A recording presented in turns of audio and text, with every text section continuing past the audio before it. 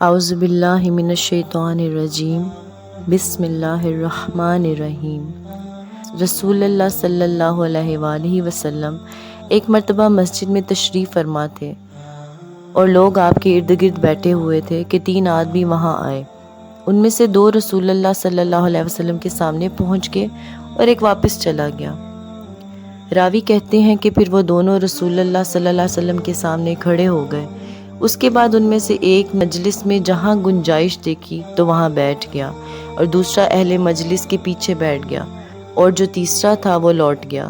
تو جب رسول اللہ صلی اللہ علیہ وسلم اپنی گفتگو سے فارغ ہوئے تو صحابہ سے کہا، کیا میں تمہیں 3 آدمیوں کے بارے میں نہ بتاؤں؟ تو سنو۔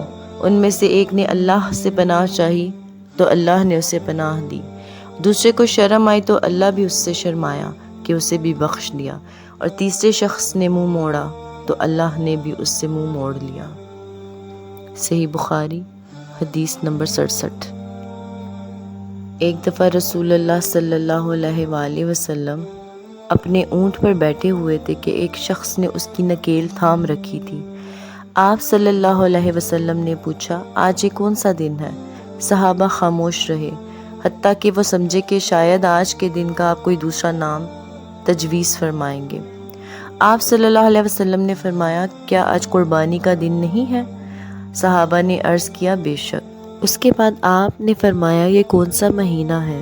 صحابہ اس پر بھی خاموش رہے اور وہ یہی سمجھے کہ اس مہینے کا بھی آپ کوئی اس کے علاوہ نام تجویز فرمائیں گے۔ آپ صلی اللہ علیہ وسلم نے فرمایا، کیا یہ ذی الحج کا مہینہ نہیں ہے؟ صحابہ نے عرض کیا، بے شک۔ آپ صلی اللہ علیہ وسلم نے فرمایا، تو یقیناً تمہاری جانیں اور تمہارے مال اور تمہاری آبرو تمہارے درمیان اسی طرح حرام ہے جس طرح آج کے دن کی حرمت تمہارے اس مہینے اور اس شہر میں ہے۔ بس جو شخص حاضر ہے وہ اسے چاہیے کہ غائب کو یہ بات پہنچا دے، کیونکہ ایسا ممکن ہے کہ جو شخص یہاں موجود ہے وہ ایسے شخص کو یہ خبر پہنچا پائے جو اس سے زیادہ یاد رکھنے والا ہو۔ صحیح بخاری حدیث نمبر 67۔